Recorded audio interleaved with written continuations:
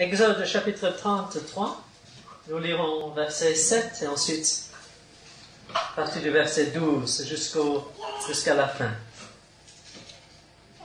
Exode 33, verset 7. Moïse prit la tente et la dressa hors du camp, à quelque distance. Il l'appela tente d'assignation. Et tous ceux qui consultaient l'Éternel allaient vers la tente d'assignation qui était hors du camp. Puis verset 12, Moïse dit à l'Éternel, « Voici, tu me dis, fais monter ce peuple, et tu ne me fais pas connaître qui tu enverras avec moi.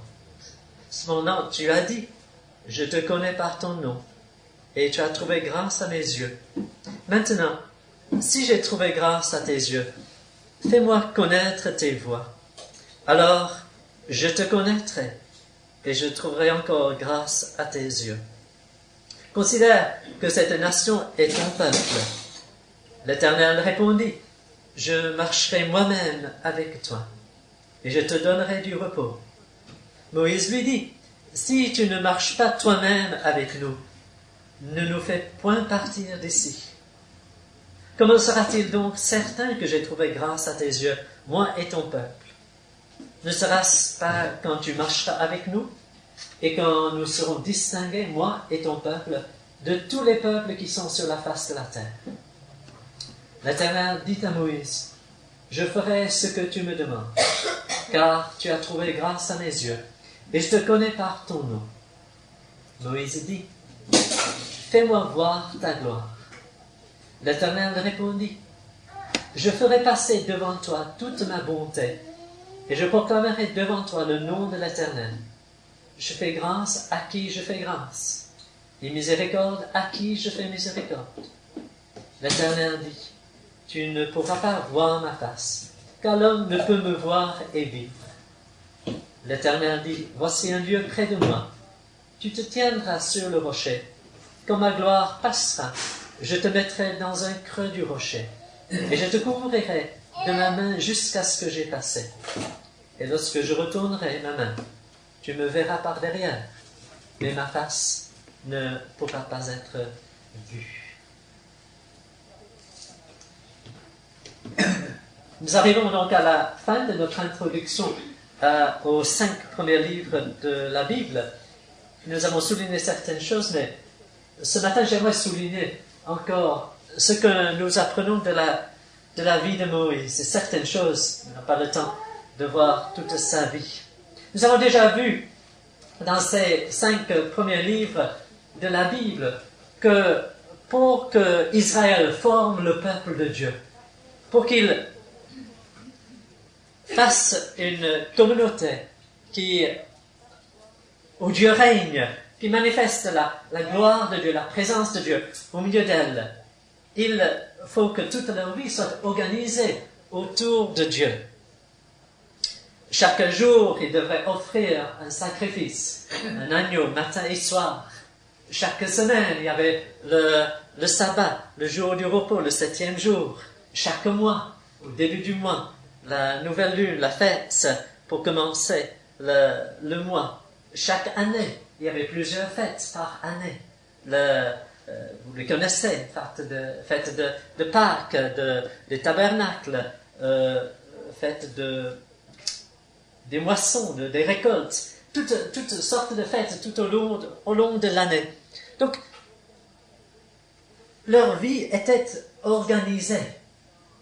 Il y avait une régularité dans leur culte, dans leur adoration, et une grande partie de leur temps et de leurs biens était consacrée dans le service, dans l'adoration de Dieu.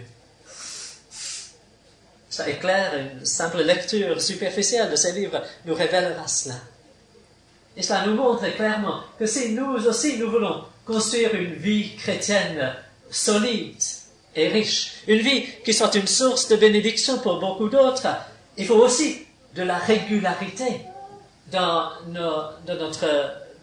nos pratiques religieuses, dans notre assistance au culte, dans notre lecture de la Bible, dans notre vie de prière. Pour faire autre chose dans la vie, nous n'hésitons pas d'accepter une certaine discipline pour nos études. Nous acceptons tout cela, que cela implique pour avoir de bonnes notes, des heures pour faire des devoirs, pour faire des études, l'assistance régulière aux cours, pour apprendre un métier, pour avancer dans notre lieu de travail. Nous acceptons toutes les exigences de la vie. Si nous sommes donc sérieux pour marcher avec le Seigneur, dans notre désir d'avoir une vie chrétienne fidèle, et pour construire une église qui soit un véritable flambeau dans cette ville, dans cette région, et plus loin encore, comme Dieu le veut. Il faut reconnaître que ce ne se fera pas sans la discipline, sans une régularité, sans une méthode.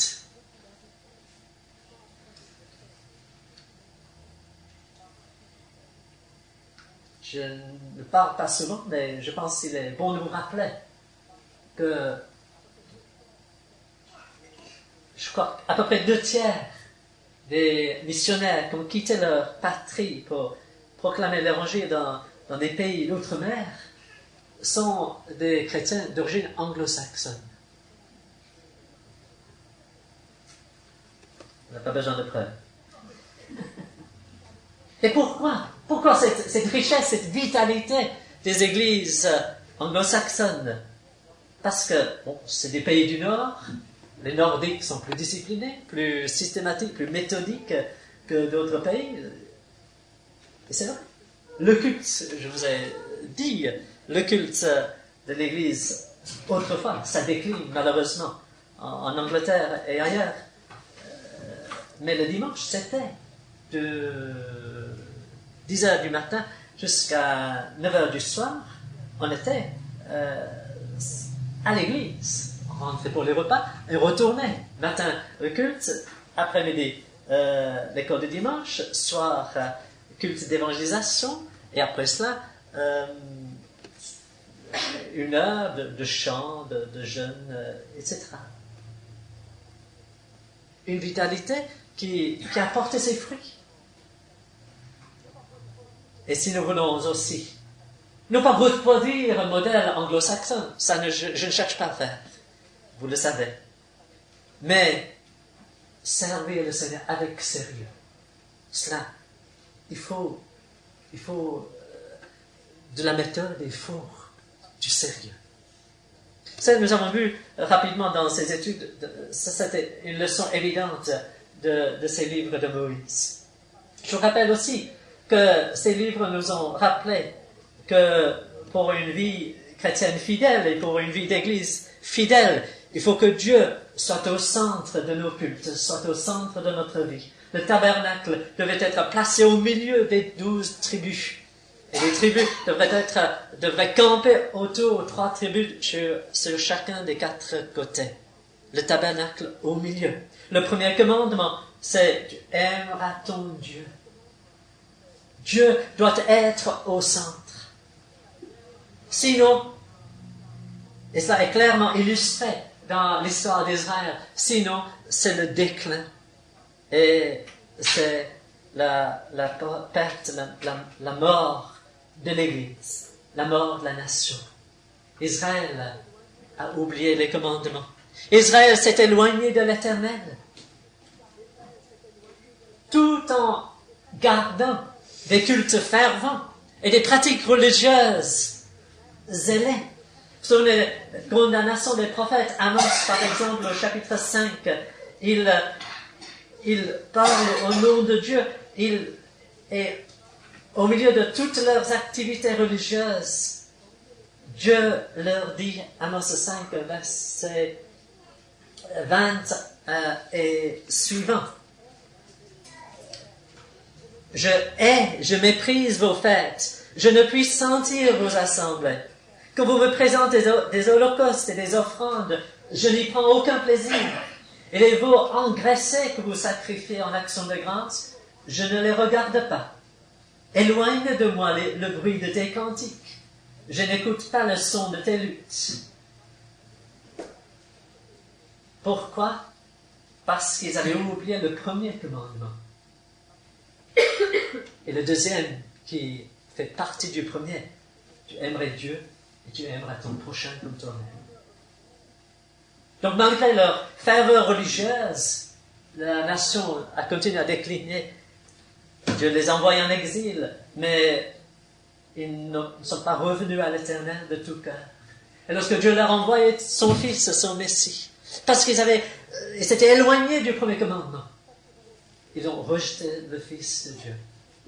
Et Dieu les a détruits en tant que nation.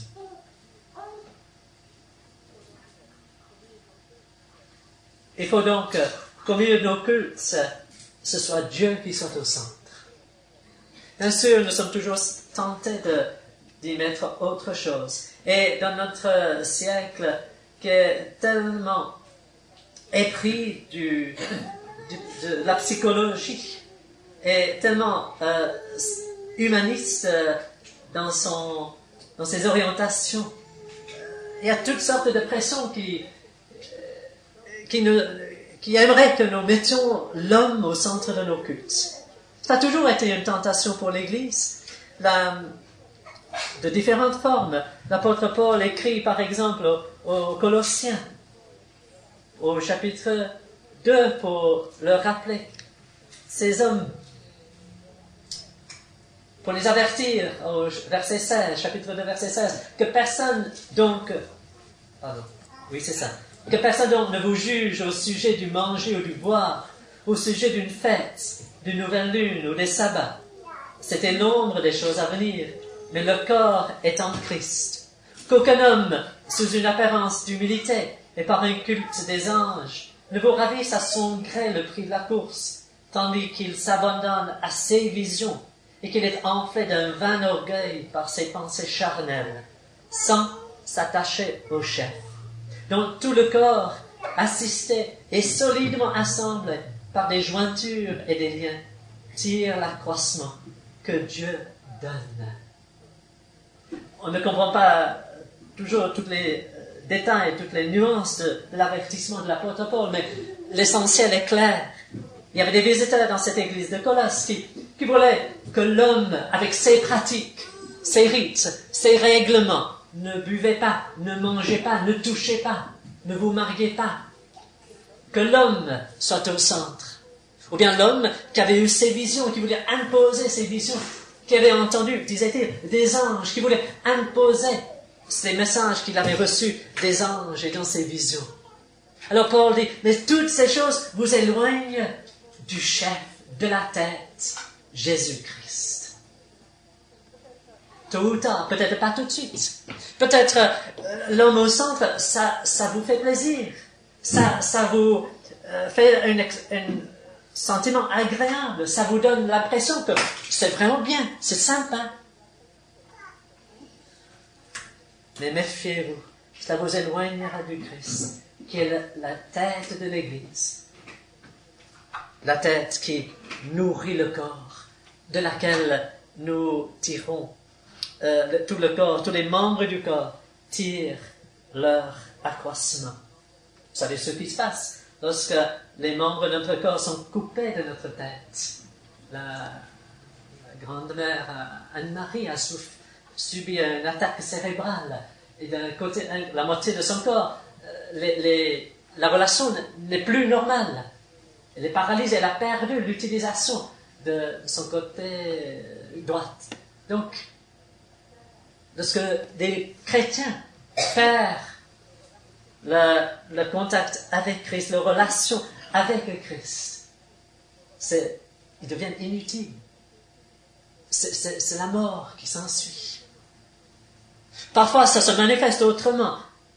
Je me souviens encore, lorsque mon petit frère faisait des crises d'épilepsie, comment nous devons le tenir, mettre une cuillère dans sa bouche pour qu'il ne morde pas sa langue, etc. Mais là, le corps qui s'agite, qui dépense une énergie folle. Mais c'est pas la tête qui gouverne. C'est une activité énorme, mais pas utile. De même, lorsque le corps de Christ, lorsque les membres du corps de Christ, les membres de l'Église, perdent leur contact, ne sont plus soumis au chef, au Christ. Ils peuvent s'engager dans des activités folles, dépenser énormément d'énergie et d'argent, et surtout l'argent des autres, soit disant passant. Mais ce n'est pas pour l'honneur de Dieu, et ce n'est pas pour l'édification du corps, c'est plutôt pour apporter des dégâts au corps. Méfions-nous donc de ce qui nous éloigne du chef, de la tête. Il y a deux choses donc que nous apprenons de ces livres. Il faut de l'ordre, de la méthode, de la régularité dans nos pratiques religieuses, dans notre vie chrétienne. Et il faut que Dieu soit au centre. Et ce que je voulais vous rappeler par ce passage ce matin, mais c'est que, ayant ces choses, observant ces choses, pour que nous puissions être fidèles, il faut aller plus loin. Il ne faut pas nous contenter d'être réguliers dans nos pratiques religieuses. Il ne faut pas nous contenter d'avoir la parole de Dieu au centre, d'avoir Dieu au centre de nos cultes. Il faut que nous ayons la même soif, la même faim que Moïse avait pour connaître Dieu. Il faut que nous cherchions Dieu. Nous le connaissons. Moïse le connaissait. Mais sa connaissance de Dieu, il savait, n'était que cette connaissance qu'il avait, cette connaissance réelle, n'était que le début. Et il y avait encore des infinités, des infinitudes, comme un océan qui s'étendait devant lui. Et il voulait connaître les profondeurs et les richesses de Dieu. Et si nous voulons être donc une Église fidèle et des chrétiens fidèles, il faut que nous ayons cette soif, cette faim de connaître Dieu. Comme il dit, il se sépare du peuple. Il nous est dit au verset 12, il établit et dresse sa tente, la tente d'assignation, hors du camp. Et puis, il dit au verset 12, je te connais par ton nom, tu as trouvé grâce à mes yeux, mais, fais-moi connaître tes voies. Verset 13, fais-moi connaître tes voies. Ou bien au verset 18, fais-moi voir ta gloire. Est-ce que nous avons ce souci? Il est essentiel. Vous vous souvenez que David, lorsqu'il était berger, lorsqu'il était traqué par Saül dans le désert, lorsqu'il était roi d'Israël, chef de l'armée, toujours parti en guerre, il marchait près de l'Éternel. Il a écrit des psaumes remarquables, qui manifestent sa soif, son désir de connaître Dieu. Mais lorsqu'il était à l'aise, lorsqu'il a commencé à prendre son repos, lorsqu'il ne sortait plus avec ses armées, c'est alors qu'il s'est laissé tenter. Il est devenu adultère, il a pratiqué la duplicité, le meurtre, il y avait la chute. Dans notre vie chrétienne, c'est comme lorsqu'on roule en vélo. Si on n'avance pas, on bascule d'un côté ou de l'autre. Et si nous n'avançons pas, si nous ne cherchons pas Dieu, nous allons nous détourner vers autre chose, dans l'erreur. Il y avait de l'espoir dans les églises de l'Apocalypse auxquelles le Seigneur adresse cette lettre. Mais la dernière église, c'est l'église, la dernière église, la Laodicée, me semble-t-il, pour laquelle il y a le moins d'espoir. Cette église qui était satisfaite d'elle-même, qui disait, je suis riche, Apocalypse 3, verset 17, je suis riche, je me suis enrichi, je n'ai besoin de rien. Alors le Seigneur lui dit, je te vomirai de ma bouche. Quelqu'un a écrit un livre que je n'ai jamais lu.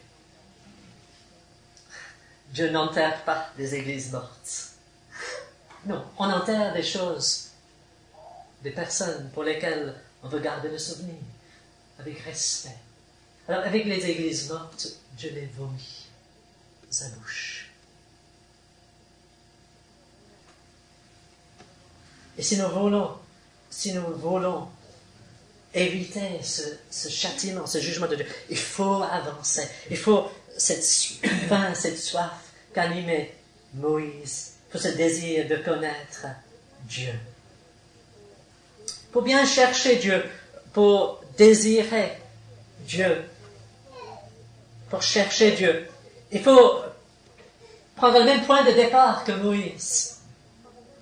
Moïse était orthodoxe dans sa théologie. Il était fidèle dans sa vie. Il ne cherchait pas Dieu, il ne demandait pas Dieu de se manifester à lui pour résoudre ses doutes. Il n'avait aucun doute concernant Dieu, concernant l'existence de Dieu, ni concernant sa relation avec Dieu. Il connaissait Dieu. C'était un homme de plus de 40 ans passés. Il était encore jeune, mais il n'était pas un débutant, un novice. Il était sûr de son salut. Il avait déjà vu Dieu à l'œuvre. Les 10 plaies, les 10 miracles qui ont fait sortir Israël de l'Égypte. Le miracle de la mer Rouge, lorsqu'il a fait ouvrir, selon l'ordre de Dieu, par son obéissance, il a ouvert une voie par laquelle Israël a traversé la mer Rouge. Il a vu par la suite les eaux se retourner sur l'armée égyptienne. Il a vu la victoire que Dieu leur accorde sur Amalek.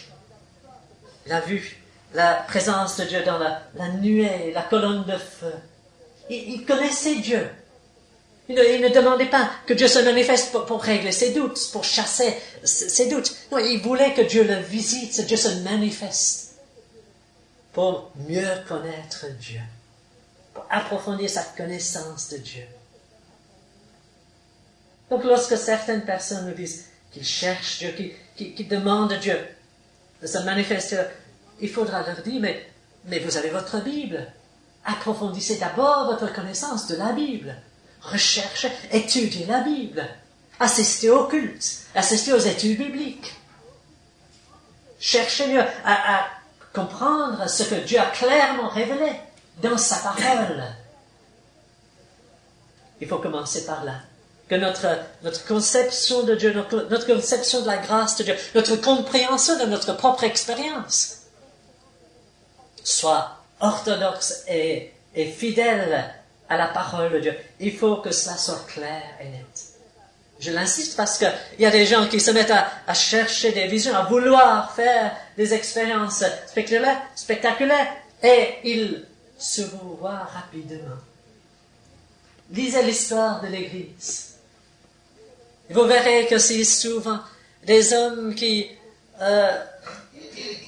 ont conduit beaucoup de chrétiens étaient des chrétiens convertis, oui, mais qui n'avaient pas une position bien assise sur la parole de Dieu. Ils ne comprenaient pas toute la doctrine de la parole de Dieu. Et dans leur zèle, ils sont partis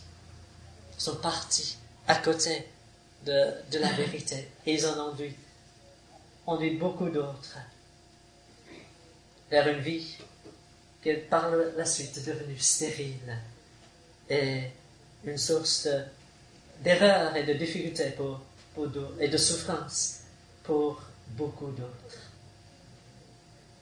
Il faut donc une position orthodoxe, une conviction orthodoxe. Mais il faut aussi que nos mobiles soient bonnes et saines. La promesse du Seigneur est adressée au cœur pur. Heureux ceux qui ont le cœur pur, car ils verront Dieu. Ceux qui ont le cœur partagé, dit l'apôtre Jacques, ne devraient rien espérer de Dieu. Ceux qui ne savent pas s'ils aiment Dieu ou aiment le monde, s'ils veulent servir Dieu ou écouter leurs voisins, il ne faut pas qu'ils s'attendent à ce que Dieu se manifeste. Heureux ceux qui ont le cœur pur, qui ont un cœur qui n'est pas partagé. Alors Moïse avait fait ses preuves. Il n'avait pas un cœur partagé. Il avait souffert déjà beaucoup toutes les menaces de Pharaon lorsqu'il voulait conduire Israël hors d'Égypte, toutes les murmures qu'il avait supportées de ce peuple parce qu'il n'avait pas de viande, parce qu'il n'avait pas d'eau, parce qu'il avait la mer Rouge devant eux, il avait l'armée égyptienne derrière, parce qu'il y avait les Amalécites qui les attaquaient, parce que il était parti sur la montagne et lorsqu'il descend, il trouve que son frère a fait un veau d'or et le peuple se livre à l'idolâtre et la débauche. Moïse a supporté tout cela, mais il n'a pas abandonné. Il est fidèle à Dieu, il revient à Dieu avec ce peuple, il intercède pour eux. Et comment? Il intercède. Le chapitre précédent, versets 31 et 32, Moïse retourna vers l'Éternel et dit, « Ah, ce peuple a commis un grand péché. Ils se sont fait un veau d'or, un dieu d'or. Pardonne maintenant leur péché. Sinon, efface-moi de ton livre que tu as écrit. » Cœur pur, prêt à être effacé, prêt à tout perdre à cause de ce peuple. Dieu n'accorde pas des visions de sa gloire à n'importe qui, au premier venu, à celui qui fait la première demande, n'importe comment. Disons ce qu'il dit en Deutéronome, chapitre 9. Il a le cœur pur, mais il a aussi le fardeau de la gloire de Dieu. En parlant de ce même incident de l'infidélité d'Israël, il nous dit au chapitre 9, verset 9, « Lorsque je fus monté sur la montagne pour prendre les tables de pierre, les tables de l'alliance que l'Éternel a traitées avec vous, je demeurai sur la montagne 40 jours et 40 nuits, sans manger de pain et sans boire d'eau. Et l'Éternel me donna les 2 tables de pierre écrites du droit de Dieu, et contenant toutes les paroles que l'Éternel vous avait dites sur la montagne, du milieu du feu, le jour de l'assemblée. »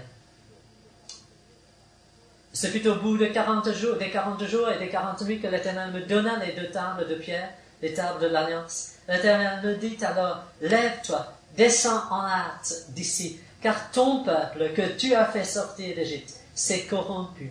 Ils sont promptement écartés de la voie que je leur avais prescrite. Ils ont fait une image de fonte. » L'Éternel me dit, « Je vois que ce peuple est un peuple au cou roide.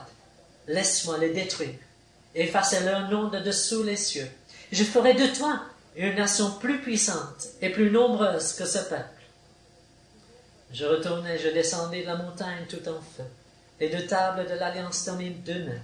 Je regardais voir si vous aviez péché contre l'Éternel, votre Dieu.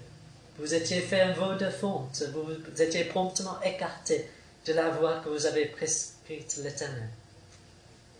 Je saisis les 2 tables, je les jetai de mes mains, je les brisai sous vos yeux.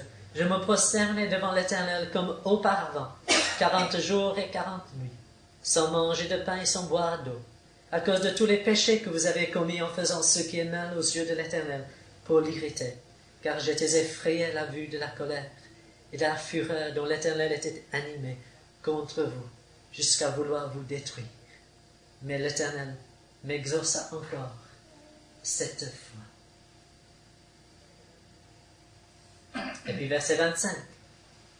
Je me prosternai devant l'Éternel, je me prosternai 40 jours et 40 nuits, parce que l'Éternel avait dit qu'il voulait vous détruire. Je priai l'Éternel et je dis, Seigneur éternel, ne détruis pas ton peuple, ton héritage, que tu as racheté dans ta grandeur, que tu as fait sortir d'Égypte par ta main puissante. Souviens-toi de tes serviteurs Abraham, Isaac et Jacob. Ne regarde point à l'opiniâtreté de ce peuple, à sa méchanceté et à son péché, de peur que le pays d'où tu nous as fait sortir ne dise, c'est parce que l'Éternel n'avait pas le pouvoir de les mener dans le pays qu'il leur avait promis. C'est parce qu'il les haïssait qu'il les a fait sortir pour les faire mourir dans le désert.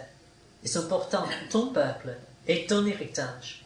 Tu as fait sortir d'Égypte par ta grande puissance et par ton bras étendu. Voyez, le fardeau qui est sur le cœur de Moïse, c'est la gloire de Dieu, l'honneur de Dieu. Si Dieu ne conduit son peuple vers la terre promise, les Égyptiens vont dire, mais Dieu n'avait pas la force. Dieu n'a pas tenu ses promesses. Dieu ne les aimait pas et les haïssait.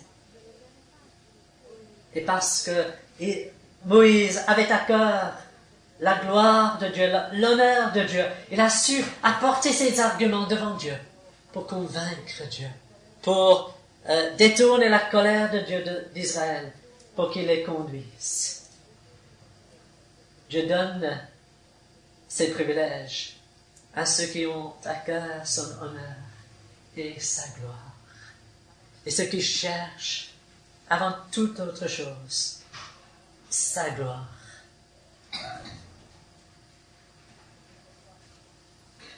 Combien de fois nous lisons des livres, nous écoutons des cassettes, nous entendons d'autres chrétiens qui parlent de leur vision, de leurs expériences, de la gloire, de voir la gloire de Dieu.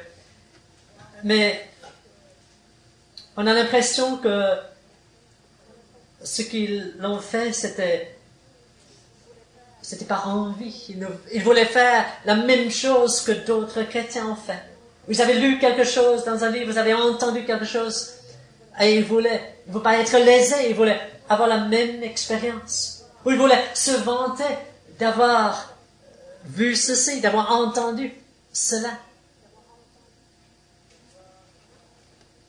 Pour voir la gloire de Dieu, il faut avoir le cœur pur.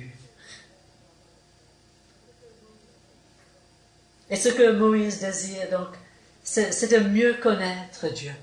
Il ne cherche rien pour sa propre gloire. Il ne cherche pas quelque chose à raconter aux autres. Ce qu'il fait, ce n'est pas un truc pour satisfaire son égoïsme.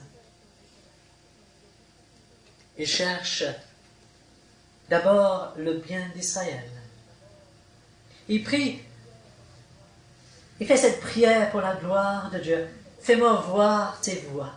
Fais-moi connaître tes voies. Pourquoi?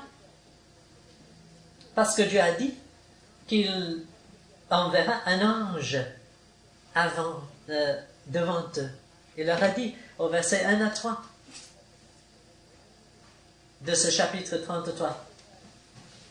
Monte vers Israël, monte vers la terre promise. J'enverrai devant toi un ange. Je chasserai les Cananéens, les Amoréens, les Étiens, les Phérétiens, les Éviens, les Jébusiens. Monte vers ce pays où coule le lait et le miel. Mais je ne monterai point au milieu de toi, de peur que je ne te consume au chemin. Et Moïse ne veut pas ça. Il ne veut pas le deuxième choix. Il veut que Dieu les amène, que Dieu les conduise, que Dieu se manifeste au milieu de son peuple. Il veut que Dieu les visite. Est-ce que c'est ça que nous désirons? Est-ce que nous allons nous contenter du deuxième choix? Nous nous contentons si facilement de réunions bien fréquentées, de réunions qui nous font du bien, de quelques progrès dans la vie de l'Église, des encouragements que Dieu nous accorde. Nous sommes reconnaissants et nous remercions Dieu pour ça. Il faut. Mais est-ce que, tout en étant sincèrement reconnaissants, est-ce que ça nous stimule à vouloir mieux, à désirer mieux, désirer plus, à désirer ce que nous ne pouvons pas organiser nous-mêmes, à désirer que Dieu nous visite, que Dieu se manifeste, comme il s'est manifesté à travers l'histoire de l'Église. D'un coup, lorsqu'on n'avait pas organisé de réunion d'évangélisation, on trouve des gens qui demandent, Dieu les a visités, ils viennent demander, que dois-je faire pour être sauvé? On nous racontait qu'entre les deux guerres, dans la maison que nous avons habitée pendant 4 ans à Gibson, on nous dit que dans cette maison, entre les deux guerres, il ne passait pas une semaine, et souvent pas un jour, qu'il y a une personne qui vienne chercher le Seigneur. Je ne sais pas ce qui s'est passé, je n'ai pas pu savoir plus, mais Dieu était à l'œuvre. et dans d'autres pays pour lire. On n'a pas organisé des réunions d'évangélisation. On n'a rien organisé. Dieu a visité son peuple. Comme le jour de la Pentecôte. Les 3000 hommes se demandent, mais que devons-nous faire pour être sauvés? Est-ce que nous voulons cela? Que Dieu nous visite? Est-ce que nous désirons mieux connaître Dieu? Si nous désirons, reconnaissons que la vision de Dieu ne nous rendra pas peut-être, comment dirais-je, plus riches financièrement. Mieux connaître Dieu ne se manifestera pas forcément sur nos extraits de compte à la banque. Je le dis, on est obligé de le dire parce qu'il y a des livres édités par des maisons évangéliques aujourd'hui qui disent ce genre de choses.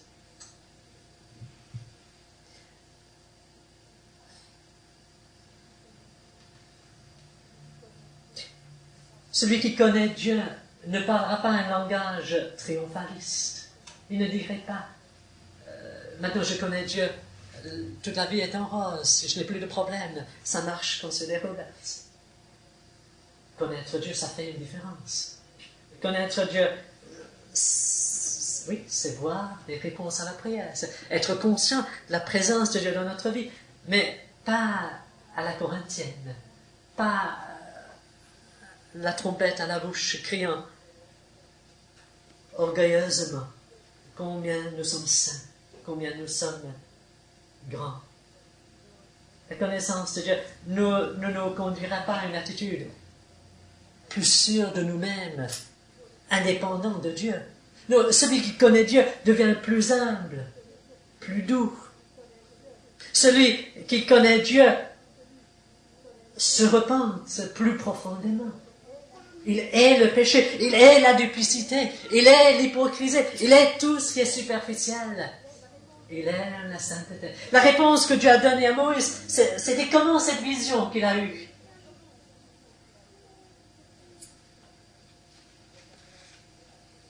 L'Éternel miséricordieux et compatissant, lent à la colère, riche en bonté et en fidélité, qui conserve son amour, etc. Celui qui connaît Dieu, il voit la gloire morale de Dieu. Et ça se manifeste dans sa vie, dans la moralité, dans sa justice, dans sa recherche d'une vie plus juste, plus ressemble, plus conforme à la vie de Jésus-Christ. Est-ce que nous voulons chercher Dieu? Est-ce que nous acceptons le prix que cela implique?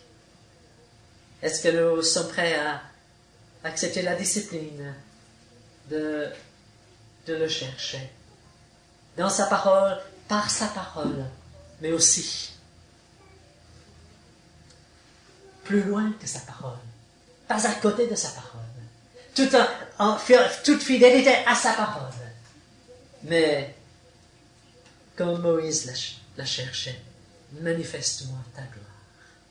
Que Dieu nous conduise pour sa gloire et pour notre bien et notre bonheur. Amen. Nous allons chanter pour terminer le cantique 196.